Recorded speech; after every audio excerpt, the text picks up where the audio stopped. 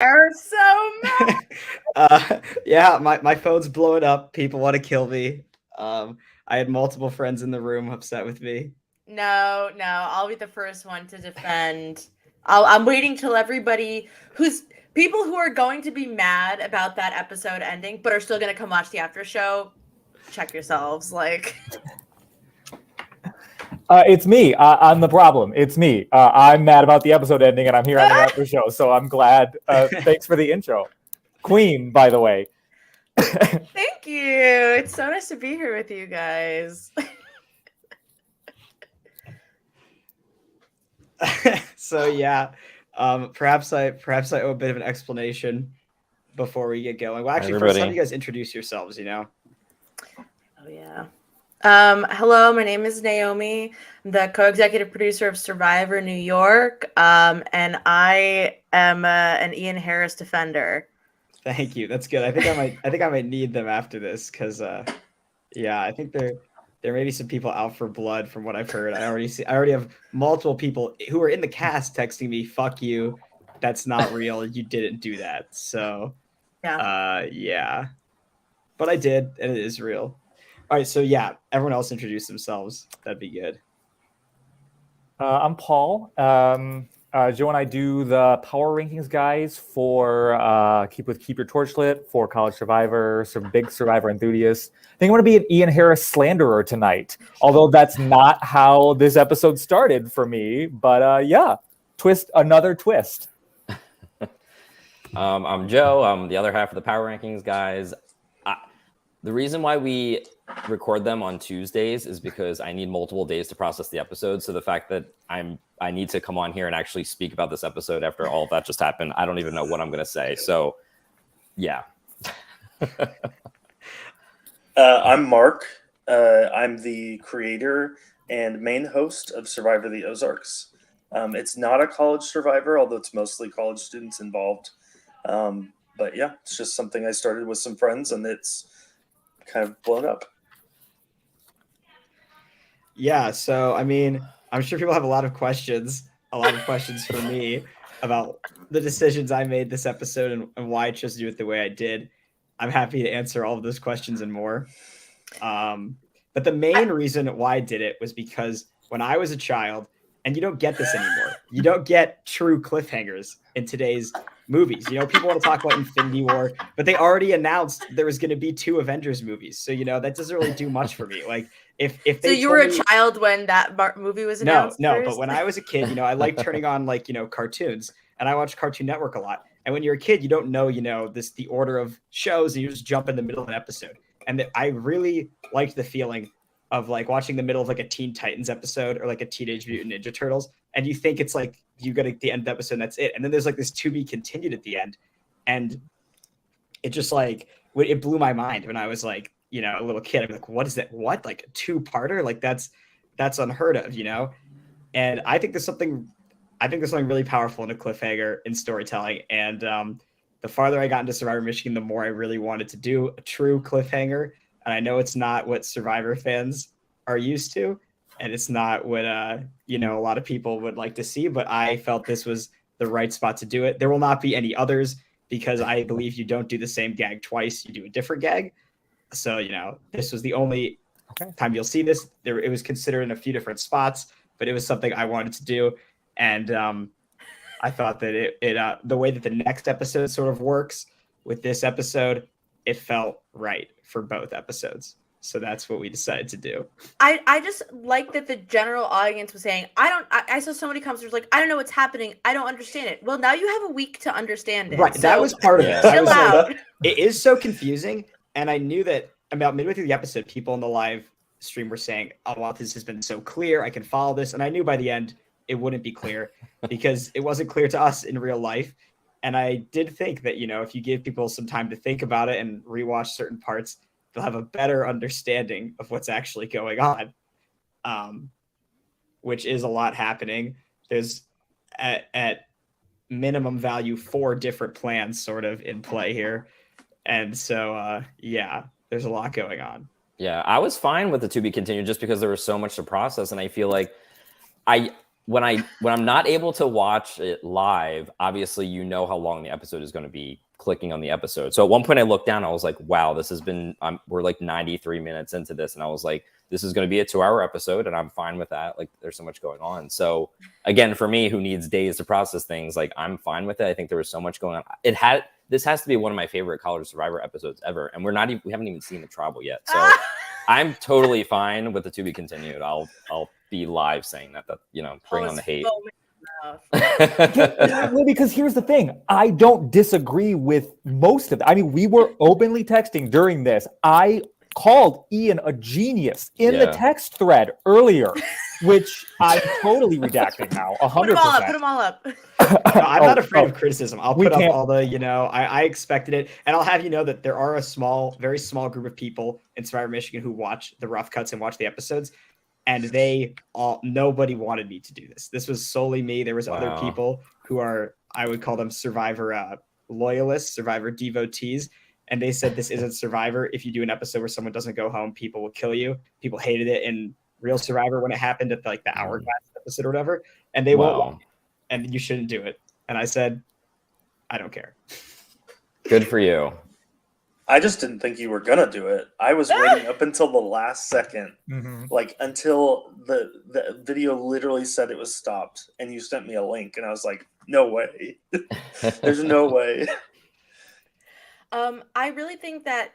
So, I'm being hyper contrario, but now I'll say I think that the idea that this should have the elimination almost takes the tension out of what we just saw is basically 10 people totally scrambling and plans upon plans upon plans.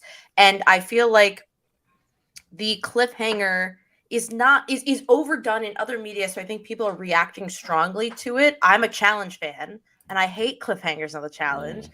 But in this instance, why not? And people are saying, oh, just because Ian's there. Listen, the thing I'm mad about, Ian, is that you didn't give anybody Kids Next Door numbers. If you're such a fan, where are their numbers? That's what I'm mad about. That's fair. I'll say that my graphic design actually let me down a little bit in this part. Not that logo was actually designed by Maggie, not me, and so she did amazingly. But in my vision for this originally, I would have liked to have the whole James Bond sort of intro sequence with Adam and Kevin doing all these James Bond poses, and I couldn't figure out how to make it work. But that was sort of the intention.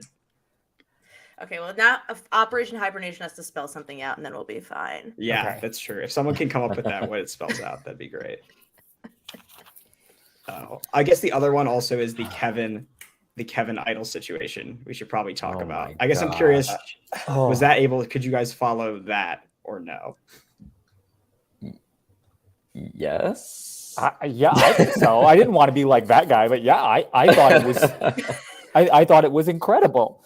I thought it was so good because we've had this whole thing with the Pringle Idol the whole time of who has it, who doesn't have it, is it real, is it not? And now Kevin has it, but then he doesn't have it, and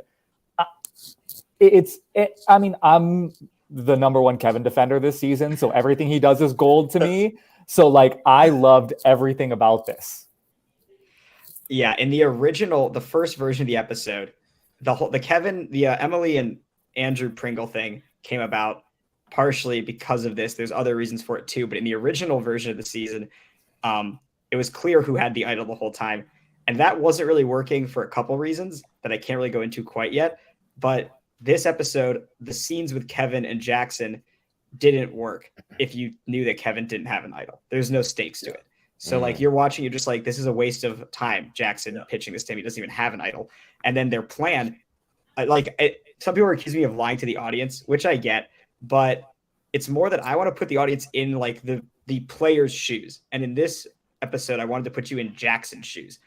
What is Jackson thinking? And Jackson believes Kevin has an idol, is given an idol, and then begins to question it. And it just felt like that was the right way to make it work, because it gives you the same confusion that Jackson's feeling at the end. And the big question at the end of this is, what does this all mean?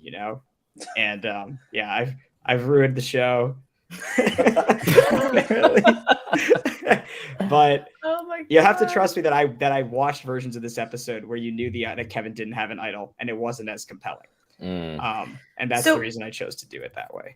Is there a cut of this episode where you had the tribal council included? Like, what made this episode the choice to do that? So partially it has to do with the way the next episode works as well, that I felt like there was room for it in the next episode. And there was never a cut with the tribal council included, despite people who wanted there to be, because I knew this was the choice. This was what I wanted to do with this episode. And since it originally happened, I always wanted the very last scene to be the very last clips to be you hearing 3 different people say 3 different iterations of who's going home. And I always thought that the to be continued there would just be really, really shocking. And so I never, despite I made the first version, everyone said they thought it was a joke when I edited the rough cut. They're like, that's hilarious. Like, but in the next one, there'll be the tribal. I was like, no. I even considered putting 10 minutes of black screen because I was like, future generations, like the vast majority of people who watch this like 10 years from now won't actually watch it live.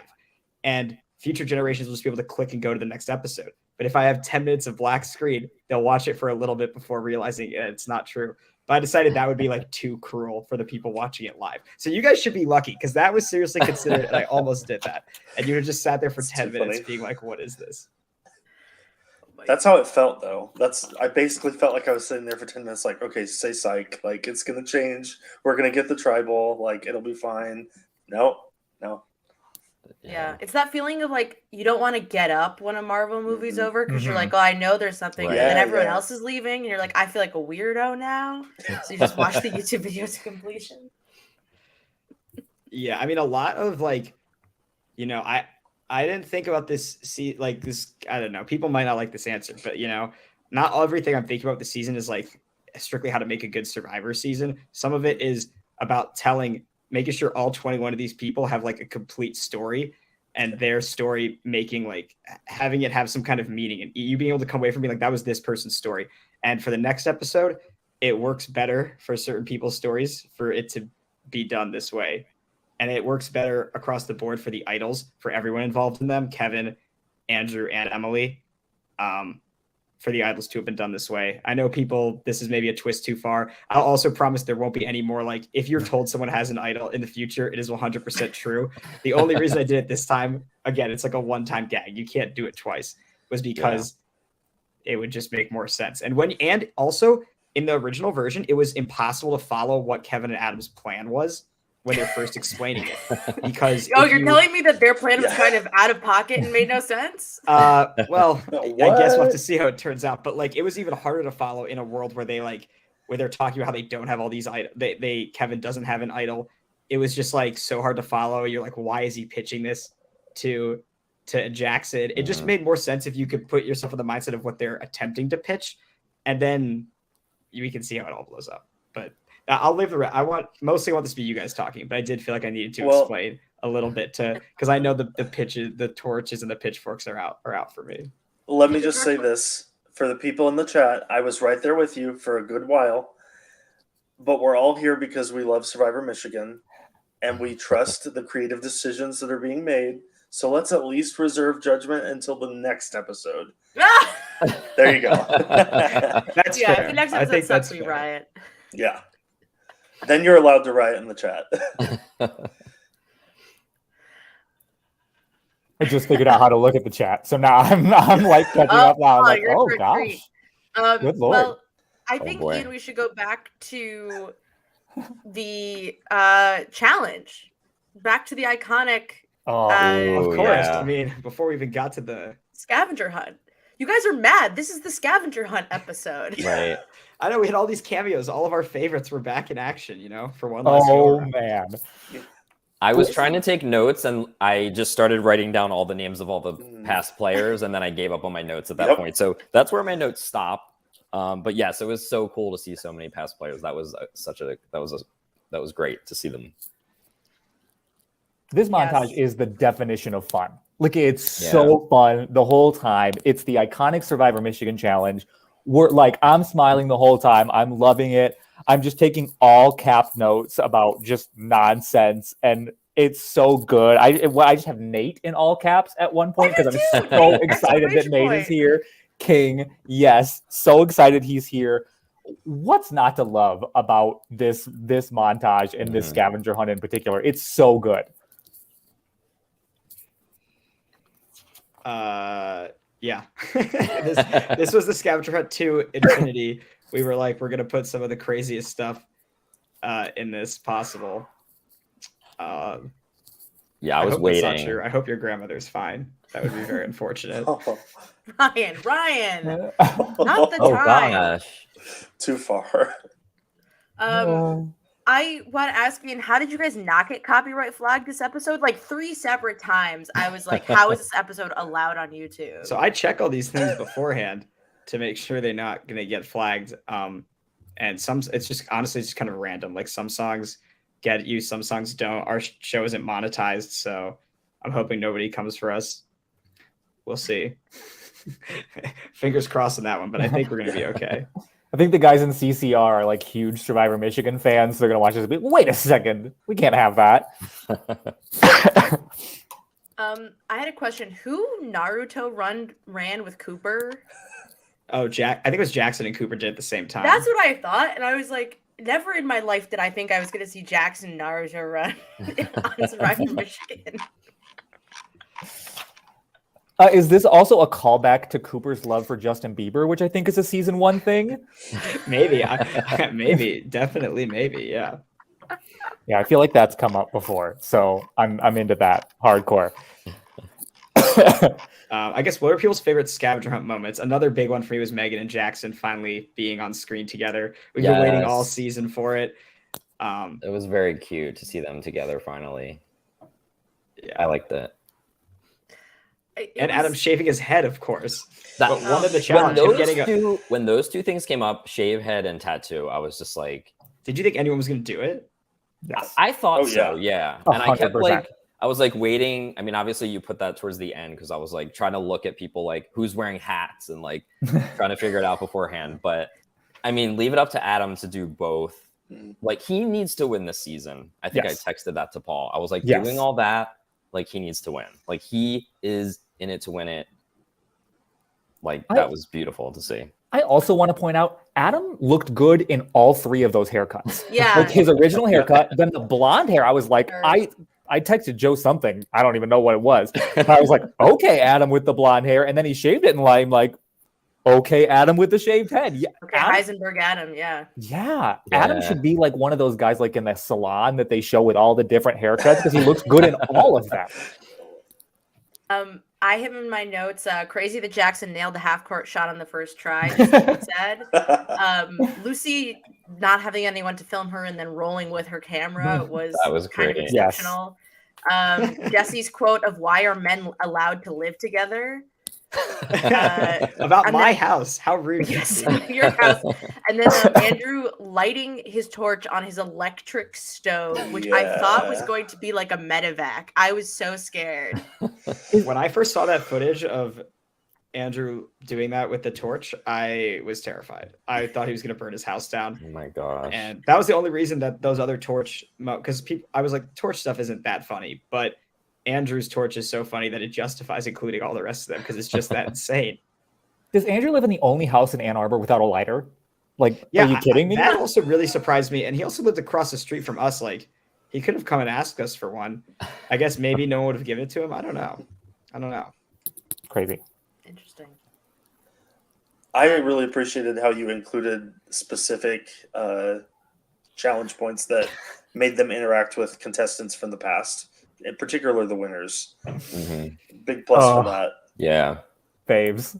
Yeah. I mean, I think I said this on a few of the previous after shows, but it was always important to me that All Stars be like as close to including as many people as possible as we could from the previous seasons who didn't get a chance to appear for whatever reason. And this was a great way to include a bunch of them. Yeah, it was awesome. There was like that weird like multiverse of madness moment where Sarah Avery is talking while Camila is right there, and you're just like, but then they don't really know each other, so it's even funnier because like in your brain everyone's friends, and then they don't fucking care about each other. Hilarious. Yeah, it's like Camila and Sarah Avery exist in different universes that never interacted fully. What else? Yeah, I mean, Okay, I have Sam carried karaoke, Brittany, Red Cooper for Phil. Holy fuck, Lucy did a stick and poke and spelled it wrong. And Yeah. Oh my god. Yeah, oh my the, god. the I got a tattoo few that gets texts- dragged is AJ's tattoo, not, Yes. not Lucy's. I got multiple texts from people at the beginning of that when it said part 2, keep torture lit.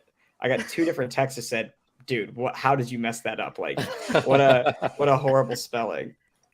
And yeah, I was like, I'll just keep watching. Yeah, I felt like that was going to get explained at some point. Yeah, Lucy giving herself a tattoo. I was like, I mean, props to her. That's also, wow. Was not expecting that, honestly. Oh, Yeah, that was wild. I remember when that happened. We thought everyone was losing their minds about that. So much What- was happening when this was all going down. Everybody was just like, everyone's brains were just combusting. Like we couldn't process it. What was the task where Emily B was getting injected with something? Oh, it was just get a yeah. flu shot. Oh, okay. Yeah, okay. the task. Okay. In Do the your la- societal part. Yeah. Yeah. Yeah. in the very that's last lovely. segment with the I Will Survive, I thought that the task things at the bottom took away from like the vibe of it, so I just didn't use them. Sam carried the karaoke, by the way. I love Megan. Clearly, she's very nervous, but Sam carried I Will Survive. Yeah. Fully agree. Dale. Dale. Yeah, What is- which what does it winner? say? What winner cameo do we like the best?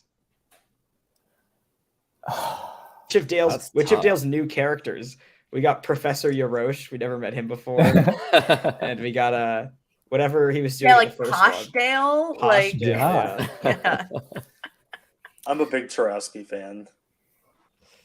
Yeah, they're all Tarowski was great. good. Tarowski was good. I loved his when he was talking about how you got to play both sides, just like I'm doing right now in the scavenger hunt. That was good. That was beautiful. There was a really funny Dylan one that can't even be included, unfortunately, in the bonus content because the footage is just like it's like too messed up to. I don't know why, but it was filmed with something that's completely indecipherable. But it's just saying like "fuck you, Sam." Like my advice is like "fuck you, Sam." That's my advice. Like, how dare you message me? Go fuck yourself. Like, I don't know. I really loved seeing Dylan again. I thought that very funny. For him to just be like, "Yeah, I'll do it. I'm still a winner." Like we forgot for a second that he's back. Oh man. Oh, and lemon difficult lemon difficult also took me out. Pretty good. Yes. difficult lemon difficult was an alternative episode title for this. I love that so much. Would have been good. I love that so much. So That's into like one of my favorite lines in the entire thing. Emily there. Yeah. Also, Angela. Shout out to Angela. Angela. Looking great. Glad to see you here. Yes. So as we get into the actual strategizing, Oh, boy. what were people thinking about the way that different people were going around this? Oh, look, a completely unbiased source. This guy loved the episode. Who could this be? I have no idea. No I idea. have no affiliation with whoever this is, but it seems like they really enjoyed it. So that's Real good to know. sensible head on their shoulders. Yeah. Yeah, I mean, we see a bunch of different angles on this. I guess just what did you guys think? Who's playing this well? Who's not playing this well? What's gonna happen? Like, Oh gosh. I mean, I think we're talking about the strategy of the vote, right? Like yes. getting the big group together to come up with 2 names, I think was a great start to the strategy. Like, let's all get together, pick out 2 people that we can all agree on. But I mean, it's all stars, and B, you have like multiple people in the game that are going to be telling other people the plan. So like we knew like the first 2 names that came up probably wasn't going to be what's going to happen in the end. So I thought it was a good start, and then it kind of just started derailing. And then yeah, and I would like with Sarah's name out there, I was like, if like you can't ever tell Sarah like her name is out there because she's going to spin that stuff around. So as soon as that started happening, I knew that was going to happen. But that was a very high level answer, but there was a lot more to that. But There will be more scavenger hunt in the bonus scenes, including a task that each player had one specific task they were required to do for just themselves. that was like a thing. It was kind of like a Ghost Island type thing where they had to do something that was like embarrassing relating to how they lost originally. So that was really fun for people. That's great. Like Cooper like had to, I think, dig up the volleyball court, and like some other people had to do funny stuff. So I believe that Nick had to give a 10-minute speech on why Mallory deserved to win, something along those lines. So that stuff was a bit too inside baseball for the main episode, but there's some really funny content from that that'll be in the bonus scenes.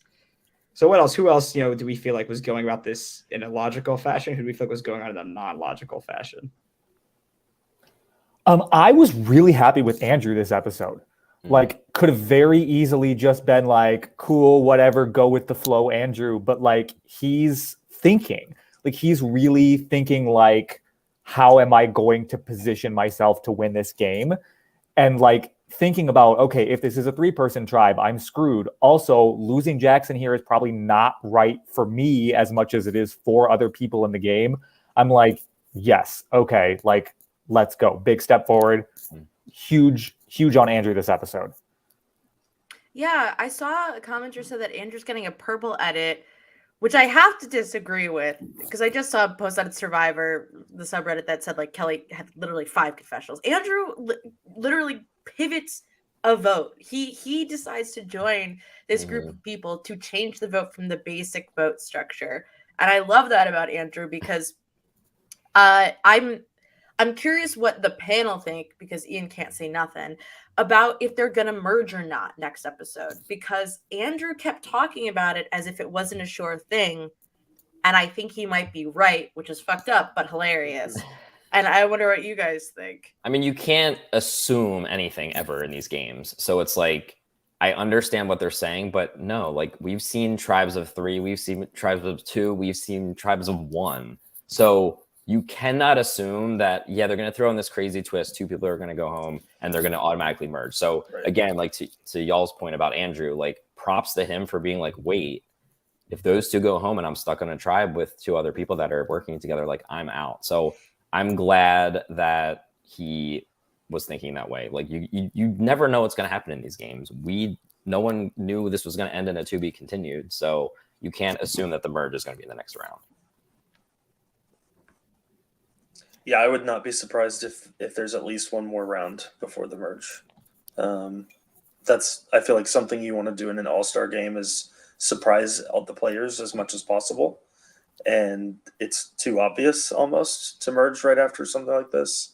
So yeah, I wouldn't be surprised if there's 1 or 2 more rounds even. Yes. Interesting. Yes, fully endorsed. Could be a swap, could be anything, could be a battle back. Something like that that's been theorized on a certain podcast more than once. So like, why? And even if it's not, even if it's just a straight merge, 13, whatever, why would you not want to have a parachute? Like, why would you not want to like make sure you covered all your bases? That's just good Survivor.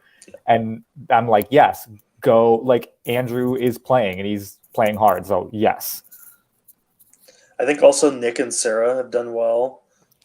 Just trying to be in the loop as much as they can. Obviously, nobody's going to have all the information. But it seems like Sarah was able to make good use of the information she had. Thanks to Bailey spilling the tea there, which Paul and I were texting. We were like, Bailey, don't do it, but also like, Bailey, do it. We also want Sarah to know. So it's so conflicting watching this sometimes, because it's like we're basically rooting for like everyone, but it's like you want certain things to happen too. So I think I would have punched a mirror if Sarah G went home in this vote. Yeah. I would have lost my fucking mind. And maybe she still does. We don't know. But if I had to come on here, not this episode, my hands have been bloody. Yes. Yeah. It would have been, the mood would have been a little bit different. I do want to say, for the record, because I am the Kevin defender here, I think Bailey is what everybody accuses Kevin of being when it comes to being chaotic. Like, everybody's like, oh, Kevin's the chaos. Kevin's spreading. Kevin's talking. Kevin's doing this. Honey, no. Bailey is the one doing all the talking. Everybody's like, I don't know how everybody finds out this information. Bailey. At one point, Kevin's like, I feel like I tell somebody something and it gets around. No, honey, you tell Bailey something and it gets around. Like, and this actually isn't even a dig at Bailey, because I think for the way she's playing her game until this moment with Cooper and calling Nick. I actually think it's worked out pretty well for her. Like, I think that she's positioned herself where there's a decent amount of people that trust her. This whole calling Nick thing is not it. I mean, it was it in that saving Sarah is the move, but it's not it in that I don't think it was the right thing for her game. Right. So why don't we take these one step at a time? How do we feel about like Sarah, Nick, and Andrew's plan to save Jackson with these contingencies, depending on how the votes are split and all of this? Like, do we think this was a good move for them? Was Jesse the right person for them to be targeting in this scenario? I think Yeah. so. I think considering the fact that last week Sarah went out of her way to make sure Jackson played his idol if he had one, and you know, she doesn't have a lot of allies that aren't associated with Cooper, right? So the better thing for Sarah to do is to branch out beyond Cooper and Nick. Yep. And I think Jackson, she has the relationship with Jackson almost that Kevin wishes he had with Jackson in a really funny way. And Crouch is clearly just like itching to do something. So this is a perfect grouping for Sarah to join in and not go home. Right. And I think getting rid of Jesse doesn't negatively affect any of their games. So why not do that? Yeah, in a universe where you can't vote out Leia because you don't have the capital to vote out Leia, and you can't take a shot at Bree here probably either because of her connections. Jesse is the way that you can kind of pick somebody off of that side without and doing it in the way of like, okay, I can't, you know, this person's not going to vote at that person. This person's not going to vote at that person. I think Jesse is the person that you can say, I don't know that anybody's going to die on the train tracks for Jesse. Yeah, I think a more interesting move would be Leia. But if they're not willing to go that far for whatever interpersonal reasons, then Jesse's a great choice for that group. I just wanted to highlight this comment real quick. I think this is an interesting comment. I think that for a lot of us, we felt like this really was the first merge vote of the season, even though it obviously hasn't merged yet. That's another thing I felt comfortable with the editing, was that this is when we're first starting to see how the merge stuff is actually going to shake out. And we really, in this episode, have like 15 people all playing like for themselves, and no one's really willing to settle like for the thing that is going to be fine with them. So that leads to obviously a lot of chaos, and people who previously, you know, Adam and Kevin were previously on the opposite sides of the game, but by the end of this episode, they've decided to team up, you know, and try and pull some crazy stunt.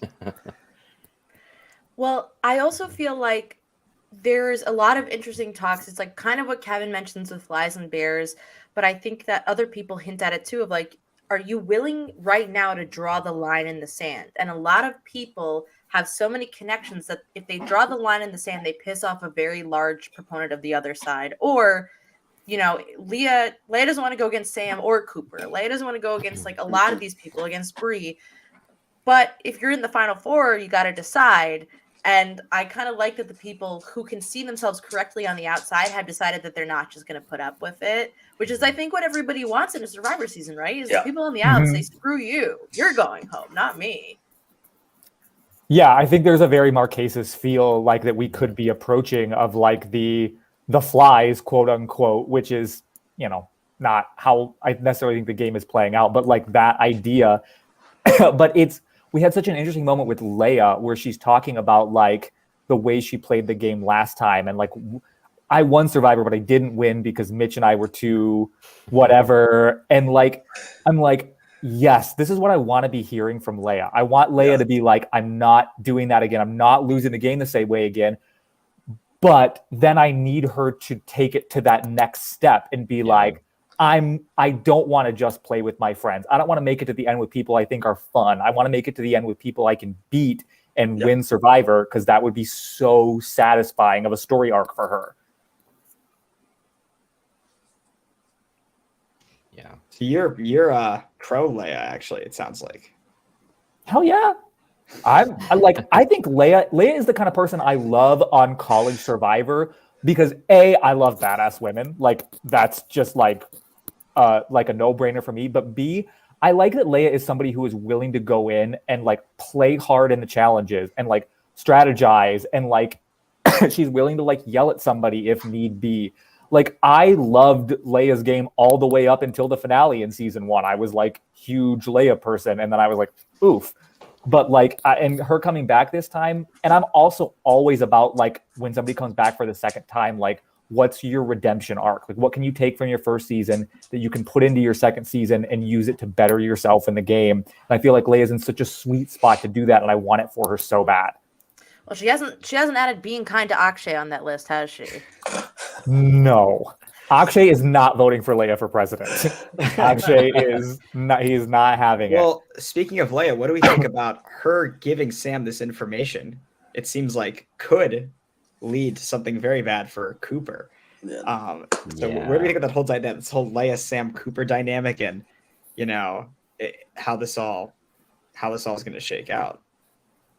Well, I think like we were saying about Leia saying like she wants to just get to the end with like all of her friends. Like she's not expecting Sam to target Cooper, which is good, which could potentially happen. Well, I mean, which is already kind of happening, and like she's not going to see that coming. And again, it's one of those moments where it's like, I mean, especially if you give Sam information, like come on, I've been calling him a magician, like it's just, you know, he's gonna run with that. And like we were saying before, like, and he said in the episode, like, he's gonna do what's best for his game in this situation, and he's not even voting. So it's like, that's gonna, if Cooper ends up going out,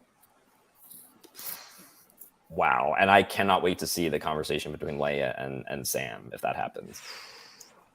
But if Cooper goes out, is that a net positive for Leia? What a great question. Yeah. Now, Oh, thank the you. episode did not even pitch to me that now I have to think about. It was an hour and a half. I mean, I think yes, because also I think she even said it in her confessional. She's like, Cooper's going to do what's best for his game. She wants to just get to end, like go as far as she can with her friends. But like, if you're bringing along a friend who, if you then become more of a threat to Cooper and he's willing to cut, then you're not making it to the end. So I think if she's moving through the game with that mindset, then I think losing Cooper, and she has enough allies without Cooper, so I don't necessarily think it's a bad thing, personally. So, well, sorry. I was just going to say, considering that Bailey is the one talking sense about voting out Sam and nobody seems to listen to her, I would say that for Leia to have some sort of impact to work more with Sam is like, that's a great thing for Leia. And I think on the reverse of it, getting out Jesse is a great way to weaken Leia, to weaken Sam in a really roundabout way. But also, of course, getting rid of Lucy is a great way to weaken Sam. And I was really kind of fascinated that, like, for Leia, those two things are at odds. Working with Sam and getting rid of Lucy are sort of both things that she's trying to do. Yeah, I mean, yeah, I think if that some scenario where it's Cooper and Jackson or Cooper and Lucy that end up, I mean, well, I was going to say it won't be Lucy, but I don't know. I thought this episode would have a tribal council, but I guess I was wrong about that. But like some version of that, doesn't that put Leia kind of in the power position in the game? Like if Cooper's gone, if Sam loses a close ally, or if Jackson goes, like what's not to like for Leia? Whose cat wants to be on the live No, stream? that's That's just the sound mine. of the Discord fighting. No, that's literally my cats that are fighting, and I'm trying to. If the reason I'm doing this is because I'm trying to get them to stop fighting. Yeah, They just finished- They believe they in the just finished sanctity the of a episode? Survivor Yes. episode. No Okay. worries. Yeah, they're very upset about this cliffhanger. You know. Side note: it's they're my named fault. after Sandra and Colby from Survivor, so that tracks. Love it. Hero and a Yeah. villain. Wow, So I like good. that. That's beautiful. That's so funny. Give me a second.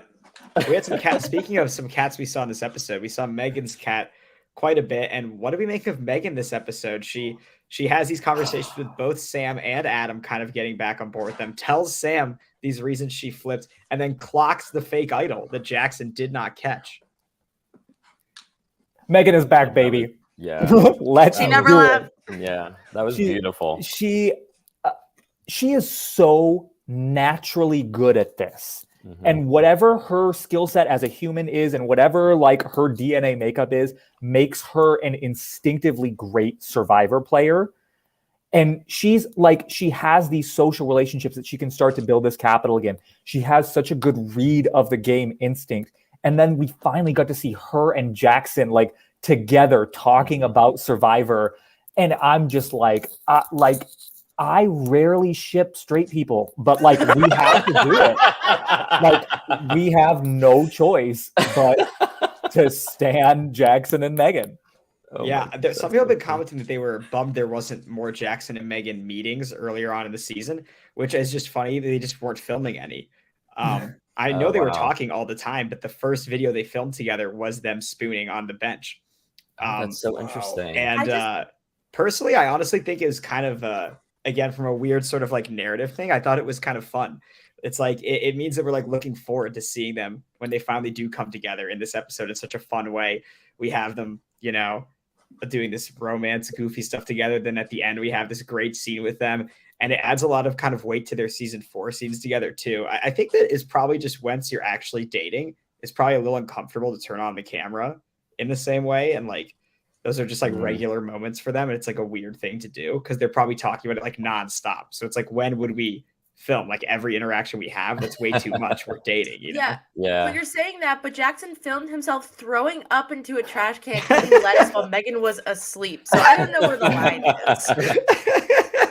That I doesn't was watching scream it, I was like, intimacy. Oh, gross. And then Yeah. just Exactly. Megan. I was like, oh my God.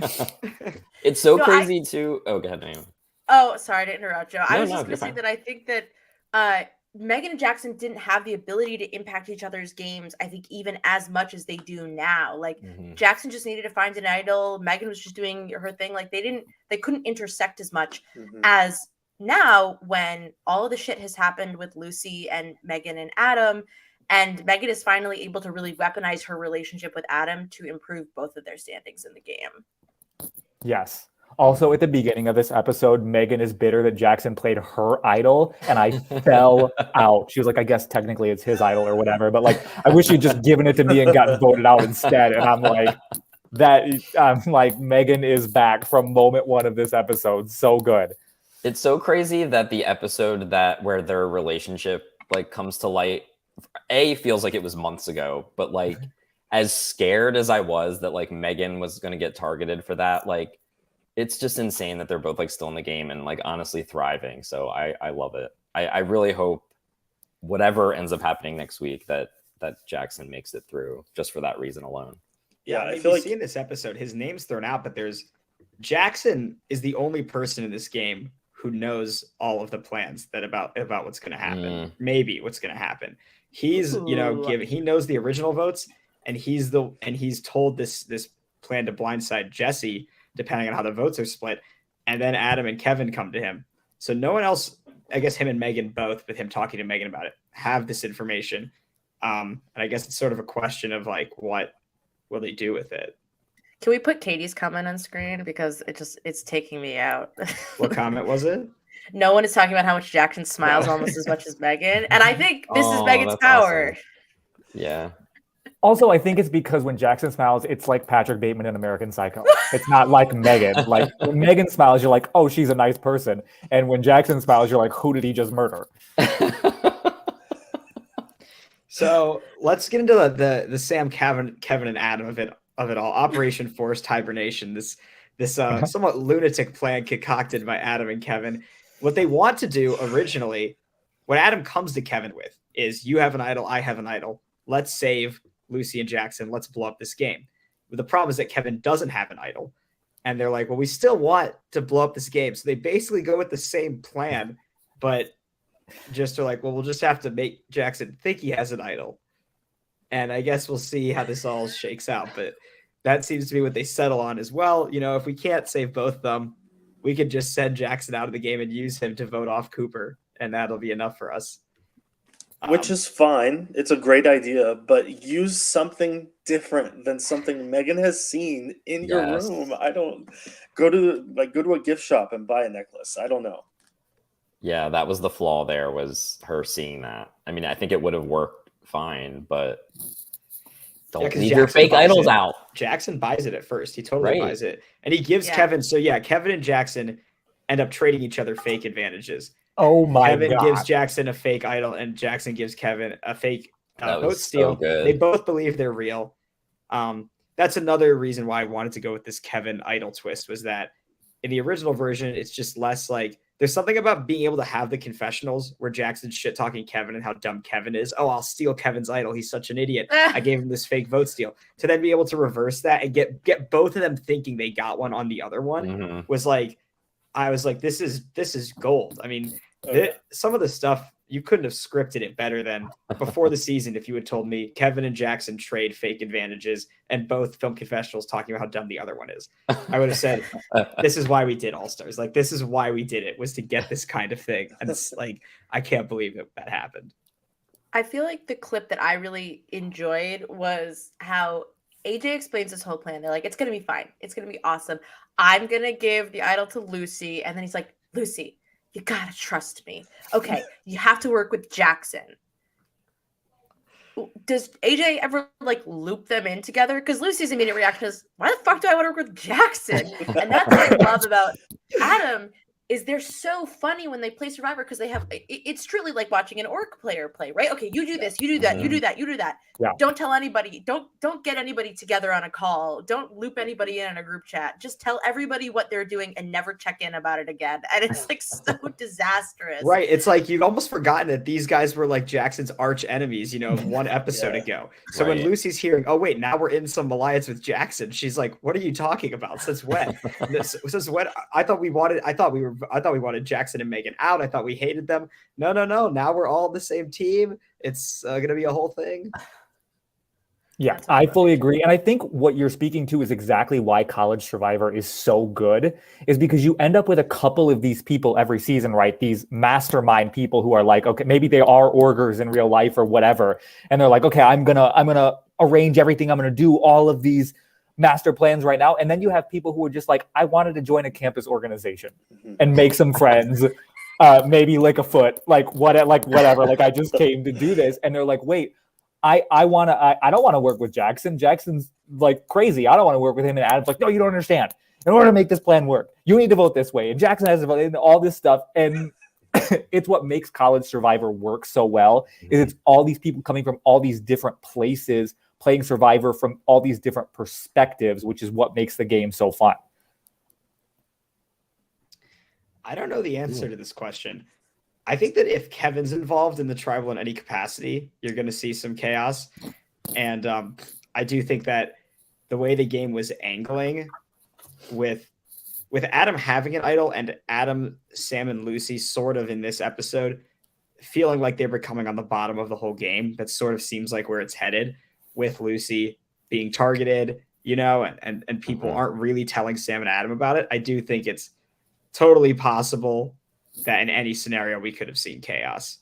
Yeah. Personally, I think this ended up almost, I know a lot of people also are like upset about this twist, to me, this was, I'm not huge on twists, like overall, like I want them sparingly, I want them like not to like overtake the game. But I thought this is like a great way of just like kind of, I don't know, it felt like just putting Survivor on cocaine. It was just like, I don't know, it's hard for me to wish we hadn't done it after seeing how it turned out. Like, Yeah, I've never seen something like this before. Well, it also, this works in a College Survivor setting because everybody can talk to each other and strategize across tribes. And you know what I mean? Like when they did this in like, what was it? Game Changers, kind of like, it was just so stupid there. But I think in the College Survivor world, it works better because everybody can talk to everybody, all these different plans can happen. People are leaking information all across. So I thought it was a fine twist for especially this moment in the game, getting close to the merge, if it's not next week. Yeah, I think Yeah. there's a small chance like that, you get a group of 7 or 8 people to kind of come together and agree on something, but when you give them enough time, they're going to screw their own games over, and it's going to be crazy no matter what. The difference, I think, too, when CBS Survivor tries a twist like this, where they only have one person go home, It's like you're Mm. incentivized to just stick with your tribe, especially if that's a the good numbers point. are even, or if your tribe has greater numbers. It's like, why would you give up a person on your tribe when you can weaken another team? Yeah. They don't have that luxury on with this particular twist. So I think that's what makes it extra Mhm. spicy. I agree. Also, how much of this is due to post fall break boredom, especially when it comes to Sam and Kevin? Like these two guys have been playing so hard all these games so far. Then they're just like, what, at home, just like chilling with their parents, and then they get back on campus and win immunity. And it's like, okay, here's the craziest tribal of the season, and Sam and Kevin don't get to be involved. Like, there's no way these guys weren't getting their hands dirty in this some way because they haven't played Survivor in like 2 weeks. I do just want to circle back to the fact that AJ's grandmother won multiple orgs. Was I getting Right? that correct? Yes. Yes, we need to know the backstory of that. Darlene had played multiple orgs. She's like, AJ would have to, they'd be able to explain it better to you than I can. But essentially, he goes to her for advice on the game and had been throughout the season. It's mentioned earlier on, I think, offhandedly, that after he found one of the fake idols in episode 2, he called his grandma to tell her. So she's been in the loop this whole I time. love it. And, Oh my over God. fall break, And he she has a was chance- right. Yeah, over And fall she was break, right. AJ has a chance to go visit her, and it felt like, this is a nice moment. Let's totally include her on the season. We have all these other winners, Jarowski, Dale. We had to include the multiple-time org winner, Yeah, exactly. Darlene. Oh, To answer Darlene. this question real quick, I can look up the exact scores. I don't quite remember them, but I will say that once it was basically the word got around that Adam was shaving his head and getting a tattoo. And at that point, pretty much everybody knew that tribe was going to win because nobody else was willing to do that. And it basically came down just to that. So like AJ did pretty much single-handedly win it for his tribe. It was pretty much known that everybody was going to get close to doing everything, but no one was going to shave their head or get a tattoo, a real tattoo. Lucy's tattoo, I want to say we didn't count it in the end because it like faded after a couple days and was like Wow. it was deemed bogus. But yeah, it was pretty much for a while. I think no one thought anyone was going to shave their heads, but eventually it was like the word got out. AJ was going to do it. Nobody else was willing to put their money where their mouth was. Maybe I'm just a psychopath, but like, why not shave your head? Like they're like, I kind of feel like I would have done it. It grows back. Hell Right. yeah. I would have loved I don't to see, have like, that much to begin with, so and would've I'll been get like- a tattoo. I already have one. What's another one? I love Survivor. Yeah, Let's like- get a Yes. Survivor tattoo. Lucy could have gotten a real tattoo on her toe. Like no one's ever gonna see that again. Yeah. I have to concur with everybody who didn't shave their head. Although I think it would have been really funny if Cooper shaved his head. I thought that like he just like an absolute egg of a head would have been really funny. Wow. I also wanted to mention really quickly. There's this moment where like Kevin calls Jackson, I think, or someone, and he's like, "Can you do me a favor? Can you vote for Cooper tonight?" And it felt like a movie or like a really dramatic, like a Shonda Rhimes-esque TV show where you're like, why is this so dramatic? The way he's delivering it. He's out in the He's dark, under the Standing light. by the pillar. Oh, so good. Yeah, that was Yeah, good. I mean, the last Cooper like tonight. 20, 30 minutes of this is really just like twist after twist. It just keeps getting crazier. And I don't blame people for being a little confused by the end. Because it is just so much happening. And I tried to like split it up into the, we see one plan, then we see another plan and another Mhm. plan. But I don't blame anyone for being confused by it. I remember at the time we were confused by it and we did not know who was going home going into this tribal. I mean, we were getting messages left and right. Production, we did not have any. We really didn't know what was going to happen. at all. Wow. So all day like long, we thought it was going to be different things. And by the end, we were all just like, let's just show up and see what happens. And we don't know how this is going to go. I think I get the concept of this episode now. This is like Christopher Nolan does Survivor, because it's like all these crazy things happen. Then the last half hour is just twist after twist after twist. And then at the end, the like top is still spinning and you don't know like what's happening. Like, is this still good? Like, I might have just been converted back to this episode. Like, 'cause I think I get it now. Like, So good. it's supposed to be like this. The insanity builds and then you just are kind of left in this limbo. Like, okay, like I think I'm starting to I think I'm starting to come around potentially. Yeah, I'm hoping on the rewatch it's more forgiving as well. There's a lot of little things like, early on in the episode we have Sam and Leia meeting, and this seems to lead Sam to be slightly distrustful of Cooper and the Kevin Idol stuff, and it all just kind of all collides together. This seemingly innocuous meeting between Megan and Adam midway through the episode is basically the reason that she's able to realize the idol they've given Jackson is bogus. So it's very crazy, and it was great that we got so much of the footage filmed. Sometimes there's really big moments that you wish we didn't get them on camera, or it was happening too chaotic. That that meeting between Jackson and Kevin, I'd be so bummed if that meeting wasn't filmed, but it was. So I texted. I don't know if anybody who's watching or anyone here watches The Genius, but Ian used the music from Ocean's 11, right?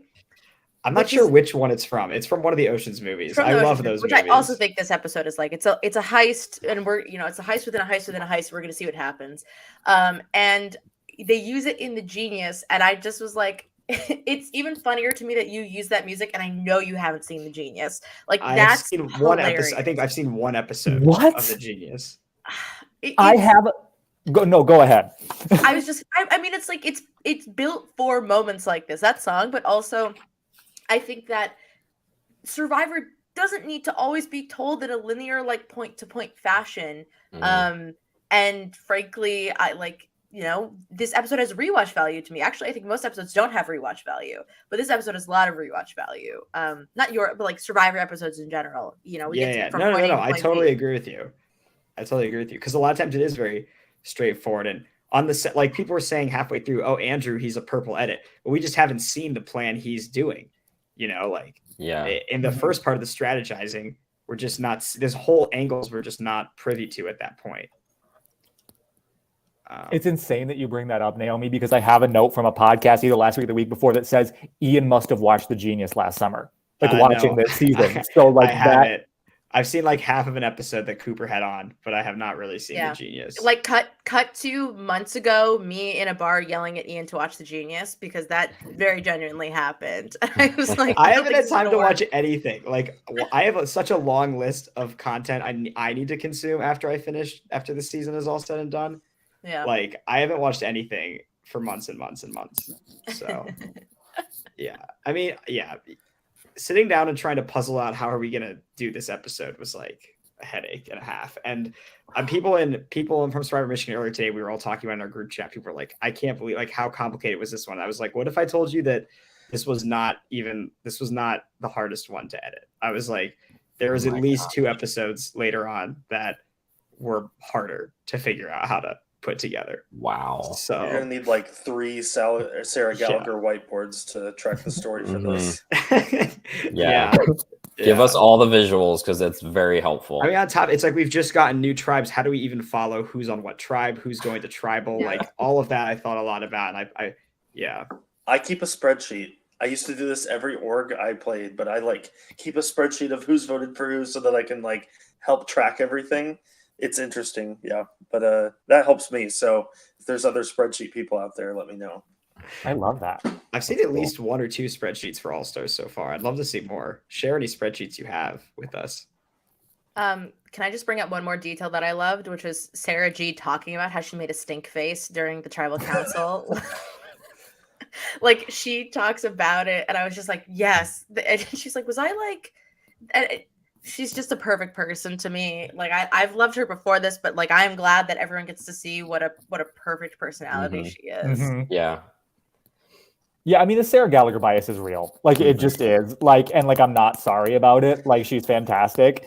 And seeing her, sometimes I think you see an athlete it's like Kobe Bryant's last game. When he went out there and you just know he's gonna score 1,000 points and just tear the roof off the place. From episode 1, watching Sarah when she wins that first immunity and you know she's not gonna first boot All Stars, you oh yeah, Sarah is putting up numbers this season. She's absolutely rip raring to go. She's killing it. And then she's delivered at least one fantastic moment every episode since. Yeah, Sarah. I mean, I knew Sarah. Sometimes it's really hard to predict like the fan favorites, and who you think is gonna be really popular. It would probably shock people to know somewhat that I don't think that most people in Survivor Michigan expected Megan and Jackson to be as big fan favorites as they turned out to be. I thought they would be because I was editing the episodes and stuff, but yeah, I think that a lot of people in the game, view Jackson similarly to how you see him, how they view him. They're like, oh, he's this really sneaky guy, and they didn't see all his confessionals. They don't know how funny he is and how like endearing he could be. I think more people thought of him at the time as like a Kevin type figure or similar, but it's just slightly different kinds of crazy. But Sarah, I knew Sarah was gonna be a fan favorite, especially because we haven't seen her that much previously. Mhm. It's like having a new character to a degree. Yeah. And you can obviously see, I hope people go and watch the other seasons that she's on, the Survivor New York seasons and stuff, because those are great also. Yes, 100%. Yeah. She's an amazing player every game. Yeah. Speaking of Kevin real quick, one thing I wanted to bring up was Kevin's explanation to Adam about why he voted off Will was, to me, one of the underrated, one of the most important lines in the episode, where he says that the truth is that I'm trying to make it up to Bailey for whatever I messed up with her in the previous season. And he says, this is the only emotional play I'll make this season. Somehow in his mind, voting off Will was an emotional play of friendship, for Even though Bailey. he just looked Will's face and was like, I'm voting you out. No emotion. Right. Yeah. And to me at least, it complicates Kevin's character a bit. And no one on this season is just straight black or white. And even though Kevin, in a lot of his confessionals and stuff, has played up how great it was to blindside Will and all this kind of stuff, you can see in the moment when him and Will at the end that like it hits him a little bit. And then this explanation you can see is like, I don't know, there's more going on with Kevin than just pure evil. I think that he has relationships with people just like everybody, and that's complicating everything for everyone. And I think there's a certain irony in it. Somehow in his twisted head, this was an honorable move, making it up to Bailey. But if anything, to everyone else in the game, this was the most brutal blindside of all. Can I pitch like a meme for Meme Monday? This is the movie poster for We Need to Talk About Kevin, and then you just Photoshop everyone's faces on it. Good. Yeah. What did people think was going to happen actually when it cuts to this part 5 and the first person we see is Kevin, and you're just like, how in the world is Kevin getting involved in all of this? First of all, that was like you see the video people use of like people watching the Avengers in the theater when the whole place just goes nuts. Like when we're walking to Tribal and then it's like, well, go back, part 5, here's Kevin. For me on my couch, that was an Avengers role moment. I'm like, oh, here we go. Because the whole time I'm watching this, I'm like, there's no way Kevin is just taking a break this week. I don't buy that at all. Yeah. It doesn't make it makes no sense. And so to see this, then we cut to Kevin, and it's such a perfect oh, here we go moment. Yeah. I think in those scenes I alternated between jumping up and down in my seat and then no, not Sarah. Yeah, Same, it was. I Yeah. knew this episode, knowing where kind of a lot of the people who comment in the live stream and Discord stuff, who their fan favorites are. I knew this episode was going to also be like a roller coaster for them. Of oh my god, no, not Lucy, but then Not Lucy. not yeah, Lucy, we're talking about not the Jackson. Discord. But does that mean if it's not Jackson, that means it's Sarah? Oh no, Yeah. not Sarah. And then it's like, oh no, not Jesse. We're at the point where it's almost anyone who goes home is gonna hurt us to a degree. And that's part of it. To save someone you like, you're gonna have to lose someone else you like sometimes. I felt that Jackson was very he reminded me of Cochran when Cochran is insulting Julia in Caramon. He's like, people like Vanilla. She's worse than Vanilla. He calls her worse than a lump on a log, which is funny considering this is the episode Jesse does the most in. And Yeah, I did actually like the idea of Jesse's putting together this alliance. If it weren't for the fact that my face would go home, this alliance is great. Yeah. Agreed. Yeah, I had that same callback there of but it's just another moment where you're like, Jackson is so good. He's so good. What do we make of this girls' alliance that's been put together by Jesse? We've talked about last episode. This episode, they actually sit down, and get together, and Leia specifically says, if you tell anyone about this alliance, I will kill you. She doesn't want, we particularly are talking about not wanting Cooper to find out. Do we think this can stay a secret, or what do we think is going to happen? With I just feel Bailey like- there, Yeah, I just feel like we've seen this time and time again, and it's so ominous. It's like, nobody tell anybody. It's like, all right, next scene is somebody blabbing, and it's probably Bailey. yeah, So we think Although Bailey will be the one to blab on this? yeah. I mean, odds was are it- good. Yeah, I mean, I'm sure Bailey was telling people while they were sitting there in the meeting. She was texting Kevin, she was texting Cooper and Andrew, like, "Hey, you guys are never gonna believe this. I'm in this Girls Alliance meeting." But I'm also like, I don't like this because it's the No Homers Club Girls Alliance, where it's not. Where are Sarah and Megan in this? Yeah. Like, that's my real problem with it. Is it's like, I don't once people find out, because they will find out, that there was a Girls Alliance and Megan and Sarah weren't invited, that like they're gonna be so slighted by that. I feel like that it's gonna burn a bridge, it rather than just kind of like tacitly including them in this and then having like a separate, like we saw earlier with the Tom thing, where it's like we have the meeting with Tom, then we have the meeting without Tom. Like, have the meeting with Megan and Sarah and then have the meeting without Megan and Sarah if you want to do it that way, but don't not have them involved. Yeah. But although Megan would just tell Jackson right away, right? Would I think she? that's part of the concern of including Megan, was that she would tell Jackson, Yeah, I think she which I think would. she would. I mean, I think if Yeah. you're dating, you have to assume they're telling each other basically everything.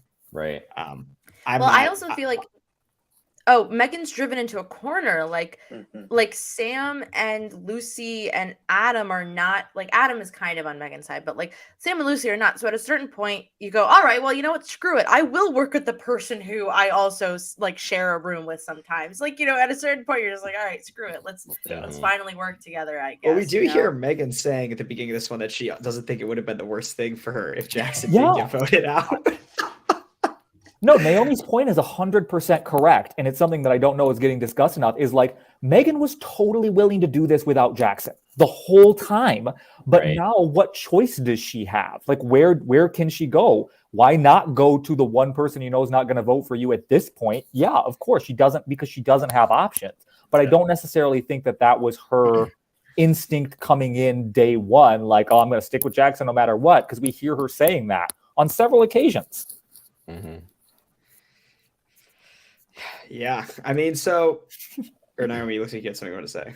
Oh, I feel like the one thing that I was thinking about is kind of Cooper's place in all of this, and Bailey and Cooper, and also Nick. I gotta talk about Nick. We haven't talked about Nick enough, I feel like. We love Nick. But I love that the plan gets turned around on Cooper, and I'm a little shocked by it, but also, Cooper's not playing the slick game he thinks he's playing, and people are catching on. Brittany's even catching on. She's not even in the game. And I really appreciated that Sam was not thinking, Sam and AJ weren't thinking like one step ahead. Or they're thinking like, all right, use this to cement Leia's alliance and get up Cooper. Like, two birds, one stone. Mm-hmm. Yes. Yeah. Does anyone have any predictions? Like, who is going home at this tribal council? Does anyone feel like they have a grasp on what's gonna happen here, or no? Does anyone feel like they have a grasp on where the votes ended up with like this split vote? Who was meant to be voting for Jackson? Who's voting for Lucy? I think so. I think it's going to be Jesse and I can't even remember who's on the drawing. I think it's going to be Jesse and Cooper. Yeah, that's my prediction. Jesse goes with a majority, and then Cooper with 2 or 3 stray votes. But it could all change within the next 1 minute of the new episode. So Ian, don't respond to this. You guys, Ian's not that crazy of an editor where he wouldn't show us something that would lead to something. I love everybody who's commenting, but guys, this is not like an Australian Survivor where something out of fucking nowhere happens. You know what I mean? We are watching something that has a point to it. Yeah. I mean, Lucy's playing the idol, right? Hopefully. we hope It was so. also discussed that there was discussions of flashing the idols as well. Oh, I wanted to comment Yeah. on that. What I don't like when people pull out the idol before the vote. I've Why? never understood that strategy Uh-uh. anytime I've ever seen it. When I heard Adam say that, I was like, what is the point of that? causing chaos if there's already enough chaos going on? Like, But Kevin's not at the tribal. You know, he doesn't care. Like I'm not sure Kevin really like he wants it to be Cooper, but like what he wants more than anything is just madness. yeah.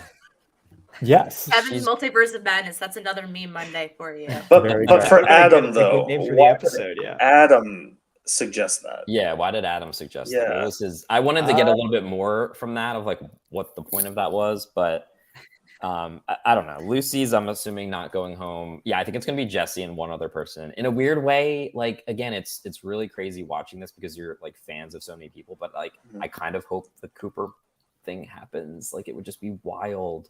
Yeah. I hate saying that, sorry, Cooper, but like it would just be everything that would happen after that, I would be very excited to see. So it's like I almost want that to happen for that reason, but like I don't want to lose Cooper either. So it's So both you guys think Cooper and Jesse. I'm gonna be on that train. Here's my thought. So we have different factions that are happening here. So you have Nick and Sarah, who are gonna vote together. It seems like you have Andrew and Bailey potentially are maybe conversations, or Andrew and Jackson are having conversations, and then you have Lucy, who is gonna play this idol question mark. I mean, I don't like they, it seems like everything is pointing that direction. So yes. So then you're left with Jackson, Sarah, and Jesse on the chopping block. Or excuse me, Jackson, Sarah, Jesse, and Cooper on the chopping block. And so the question then becomes, is there enough people who want Cooper out that are willing to do that? Because in order for Jackson specifically, because Jackson's a smart player, in order for Jackson to vote for Cooper, he would have to do it with the intention that he's not going to be the second person voted out either. Mm-hmm. So Jackson could very easily try, and if he thinks that the split is going to be Jesse and Sarah or some version of that, to throw a vote on Sarah instead of Cooper, or try and call Andrew and go, hey, you've been working with Cooper, let's vote for Sarah or whatever, to try and manipulate the numbers in that way. Because like you said at the beginning, Jackson knows where everybody's voting. Jackson has the codes to the bank vault here in this heist, and so he can decide what happens here. So I, unfortunately and very disappointedly, I'm going to say I think it's going to be Jesse and Sarah. Oh, listen, I don't like it either. I think you're totally right in the idea that Jackson would not make a move on Cooper unless it was 100% solidified. Mm-hmm. And I actually think that making the move on Cooper is like a vulnerability for Jack. Like if you take away the plan that secures your fate to do a plan that like leaves you open to, because I also think that Nick was really on the fence from what we saw in the episode. I think with good reason. You don't want to piss off Bailey and Cooper, but you don't want to lose Sarah. I don't really know what Nick is going to do. And I think that Jesse, we are all saying Jesse's name because I think Jesse remains the option that pisses off the least amount of people, or is the best move for a lot of people if Brie and Leia are not up for. Oh my God. Is it really going to be like a nightmare where what if Bailey goes home? What if Bailey goes home? What if it just gets crazy? There you go. Jesse and Bailey. This season is a whole lot. Bailey's name was mentioned by Sam. He said, I might even push for Cooper and Bailey if in a scenario where at the time they're thinking that we'll play idols on Jackson and on Lucy and take out two people. I could see a scenario where Lucy gets several votes but plays her idol. Jesse gets several votes, so she's gone. And then it's like 1 to 1 to 1 to 1, like on the who even knows, you know? Oh my God. The math of that, I'm terrified by. Go ahead. No, I was doing this. You're good. I was going to say in Survivor New York, in one of our seasons, we did a merge where the top two vote getters went home and two idols were played, and it was crazy. And it was like 3 2-vote sent people home, you know, and this is even smaller numbers. So I'm so excited for this tribal council. And now I guess I'm more excited since I haven't seen it, you know? Well, I know we've gone over an hour. Does anyone, what else do people want to say? What else do we do we think about that episode and the I don't know, yeah. I will admit that I have not rewatched one episode yet, but this one I will 100% be rewatching.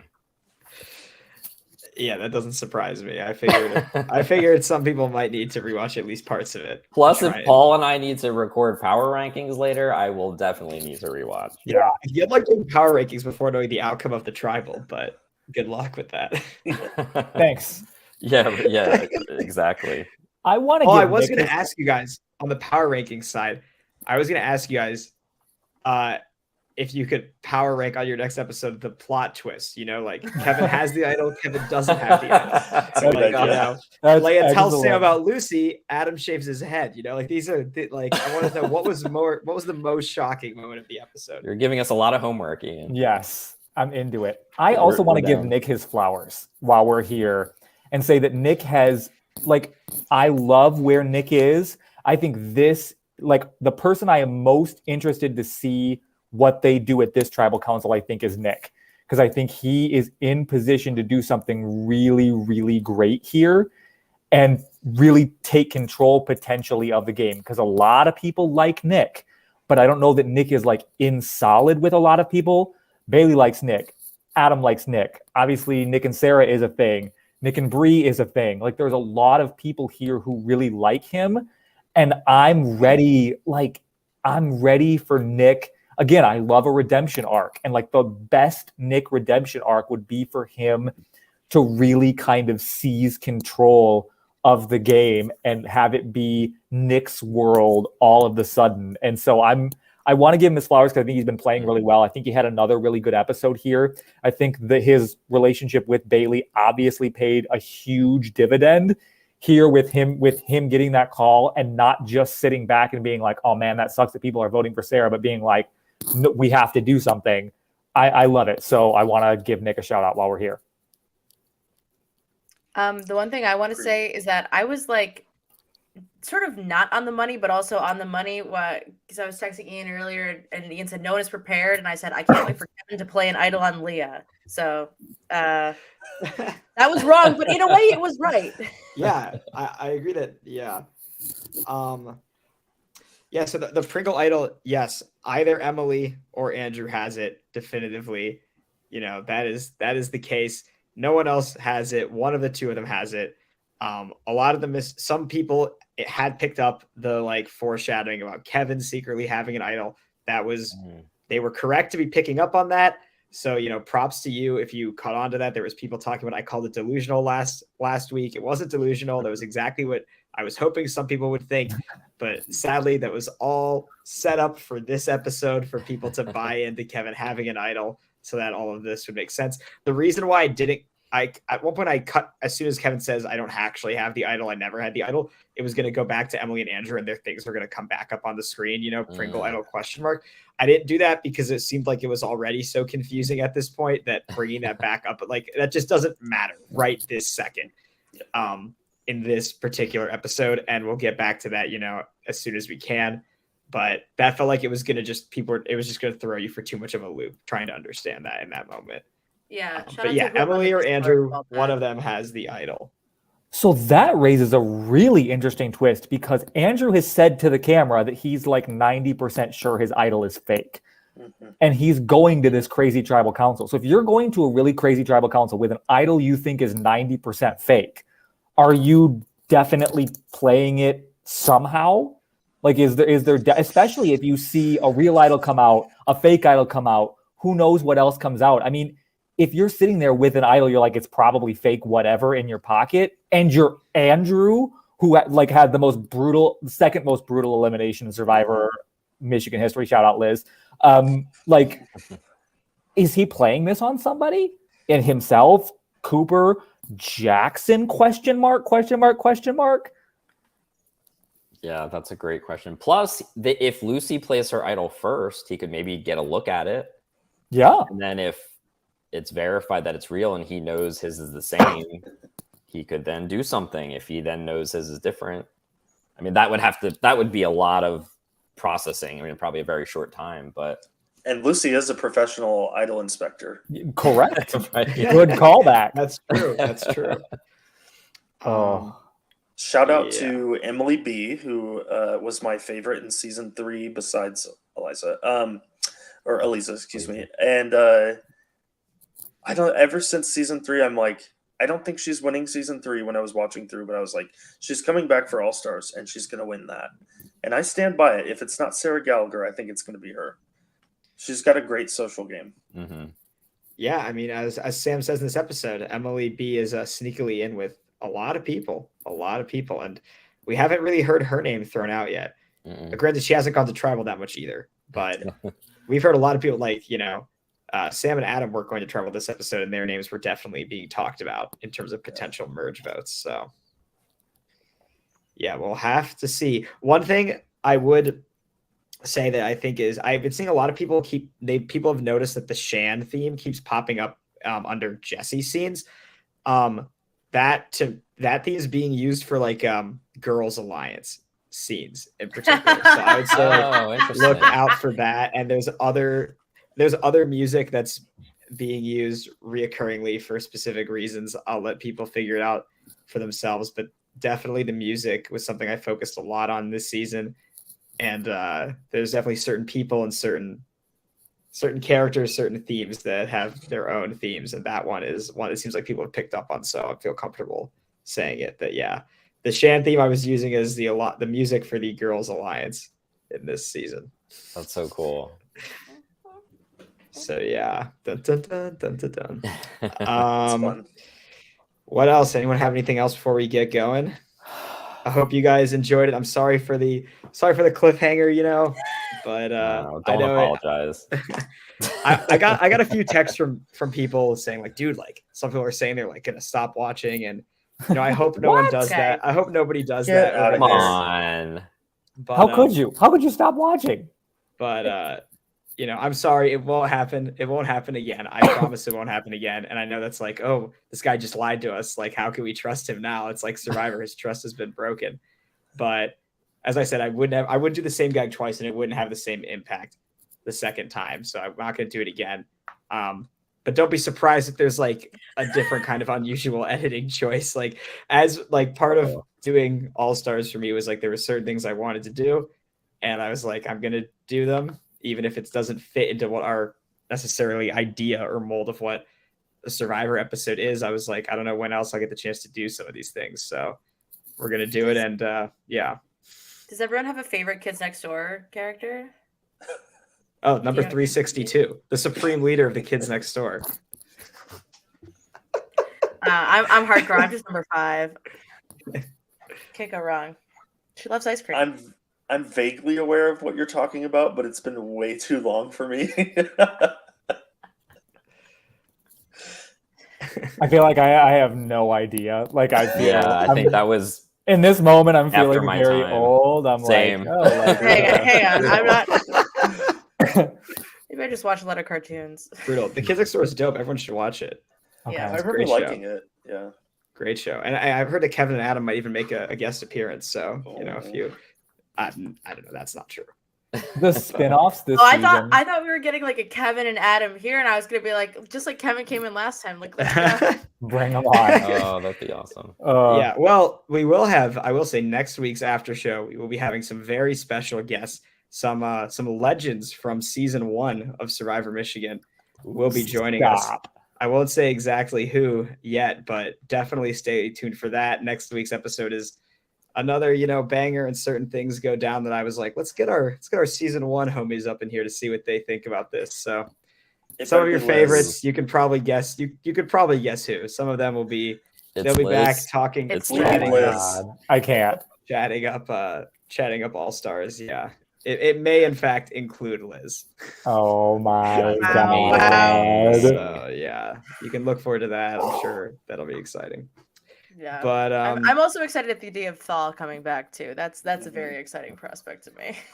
Yes. yeah, No spoilers. I mean, we got Tarowski and Brittany in this one, so Yeah. who knows That's a who win, may too. pop up in the future. And Lavana, underrated. And Lavana. Lavana. Oh, Yes. Yes. So glad to so have fun. Lavana on screen. I was devastated when she dropped from the season. I loved Lavana, and I wanted her on the show, and so I was really excited just to get her on, because just to have her in some capacity, because I was like, oh, we need Levana. You got to have Levana. Oh. It would have been Survivor Michigan also if Levana didn't at least make like an appearance. Amen. True. Also, shout out Sarah Avery, who my initial reaction to seeing was, I hope she's doing well. Because like that's how I feel. I just feel like as a person, like I'm just like I hope she's well. I hope she's thriving. Like I hope she has a good life because she deserves it. That is my total feeling on Sarah Avery every time her name comes up or she pops on the screen in a rewatch or original watch. I'm like, Sarah Avery, I hope your life is fantastic. You deserve it. Yes, Sarah Avery's the best. So, yeah, I mean, the only thing I would say is just one last, this was not, meant to like be like jerking anybody around or just emotional abuse just for the sake of it. That wasn't the point of it. It's not like I come into this saying like, oh, how can I mess with these people the most? I come into it saying like, how can we tell the best story? And I felt like this was an opportunity to tell this story in an interesting and unique way. And I think it's the best. I think after next episode, it'll make more sense why I wanted it this way. I think it's like there will be reasons why, and you'll be like, okay, I understand why he wanted certain things from that tribal in next week's episode. Yeah. So I hope people stick with it and don't quit over this. That would suck. All the haters just need to like trust the process. Trust the Yeah, end. exactly. But also, if people Watch don't like next it, I'm not, episode.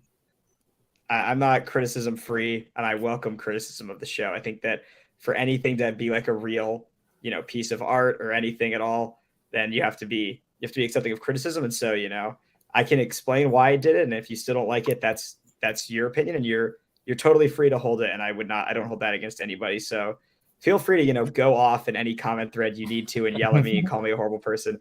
I don't care. I won't take it personally. There's plenty of shows that I love that did things that I really disagreed with. Game of Thrones. So, Wow. Honestly, it was hopefully really Survivor Michigan cathartic. doesn't. Yeah. It was cathartic to yell at you live. I feel fine now. Like I'm totally fine with this. I'll probably love it on the rewatch. Like I think I just had to get it out of my system. Yeah. If you were yelling "fuck Ian," just people like live in the room were saying it. My phone was blowing up. Multiple people, Bailey and Nick, both texted me and said, "What the fuck was that?" Basically, so there was a number of people that were like, That was something, guys. did not Come do on. that. That was really Wow, there you that go. was something. I should put that at the end. That would have really gotten people going. That would have sent you over the moon. Oh my Wow, God. that was something to be Missed continued. opportunity. Cuts to black. Yeah. Well, thank you guys so much for coming. Okay. Is there anything any of you guys want to plug while you're on here? Sure. So Survivor the Ozarks, we are on YouTube, but we are not nearly to the production level of Michigan. For us, it's more like kind of about the experience, and the video is like secondary, or even like maybe even lower than secondary on the list. So I think it's still really fun to watch, but that might be because I'm involved in everything. But I think it's at the very least watchable. Our editor does a great job. But yeah, it's just a group of friends, and we filmed starting in season 3. And so we've released season 3 and 4 on YouTube so far, and we're about to film and play season 12. So we're quite a ways behind. Awesome. Over the last 4 years or so. So yeah. Sweet, definitely Really check cool. that out, and I'll have to check that one out again after Survivor Michigan is all said and done. I have a long list of Survivor to catch up on and all kinds of things, but I'll put that one on my list for sure. It's definitely a different vibe than yours, Ian, but I still think it's worth watching. We've got some fun characters. Absolutely, that's all you need. All you need is That's a right. couple of good characters. How about it just apply to a live game? Play live games. If you are sitting on your couch watching this and saying, "Oh, I would do this, I would do that," find a live game in your area. Travel to one. There's so many Yeah. around the country. If you live Let's near do it. Joplin, Missouri, that's where I live, and that's There you where this go. game takes place. Hit me up on social media. Fun. Also, watch these guys on the Keep Your Torch Lit power Yeah. ranking guys. I've been a big fan of theirs for a long time. So this has thanks, been a man. star moment for me to get to meet these guys face to Oh, face, because I've stop. loved Oh, we loved can't. listening to them all these years. And yeah, like truly, like when I first heard you guys on like what season was the first one where you did your voices? Season 2? Three was the first one we did our voices. Season yeah. 3, but even season 2, when you were sending in the rankings, I remember texting Sam and being like, "There's people that actually are like interested in this," like, and that meant a lot. That meant so much to me to hear people were like that engaged in it. So, Thanks. yeah, We so appreciate it's that. been really nice. I've been looking forward to meeting you guys for quite some time. So thank you for how much Likewise. you put into this as well. You know, you guys have become a key cornerstone of this whole thing. Oh, thank Oh you. my God, thank you. Of course, you're an icon. Yeah, absolutely. Yeah, Power. If you're like this and you're like want to hear Joe and I talk more about both this and which guys were shirtless in which episodes, like Power Rankings guys is definitely. We got a couple more in this one. Nick was shirtless. AJ was shirtless. We noticed, Ian. Yeah, I think everyone notices more shirtless. I think, I think you don't ever have to say thank you to us. The thank you to us is all the scenes with Jackson's shirt off. So Honestly, is there a guy on the show who hasn't been shirtless yet? we've been tracking it, Tracking it. because like so far, like I think the answer is no. I think every guy on the show has been shirtless. yes, except for Akshay and Will. Okay. But to Oh, make yeah, up for that, Right. Brian took his shirt off and got in the fountain. Yeah. That's right. So we're like, everything is balanced. We need one more of the Survivor Michigan NPCs to take their shirt off, and there will be perfect balance in the you universe. need like NPC power ranking also. Yeah. Like, Oh, that would be- Oh, that's a Brian, great Totally. Brian just clears house. He cleans house. Oh yeah, I want a Yeah. power ranking of all the cameos in this episode of all Yes. the players. Oh, we I don't can know. do that easily. Yeah. I think Org Survivor Grandma takes the cake. Oh, Oh, 100%. She's the grandma we all want. We've been Yeah. talking no. about Survivor Michigan Blood versus Water since Brittany's grandma was the like Mhm. original conversation we had about Survivor. Sorry, I just saw Ian take your shirt off. That was very funny. I got distracted. That's the one way you can distract me. And so like when AJ's grandma was on the screen, I was like, Survivor Michigan Blood versus Water is happening. So we are. First 6 episodes was do it for Maggie. Now the rest of the season is do it for AJ's grandma. 100%. Right. That's so funny. I just have to say that if you like Survivor Michigan, both Emily P and Sarah were on season 4 of Survivor New York. Ian put some footage even in, which surprised me in episode 1, and it's a great season of both of them. It's a lot of fun, but also if you, like you said, want to play a live reality game, there's a Facebook group called Live Reality Games where you can also participate in Survivor New York or one of the amazing ones out there. And I also want to give a shout out to not only the Keep Your Torch podcast for their wonderful exit interviews, but also Lee at Live Reality Games, who's also doing exit interviews and working his little butt off. And I love listening to him talk to players who he doesn't like, and it's very funny. So I'm just I enjoy his podcasting so much, so I want to give him a shout out. Yes, check out all of those things.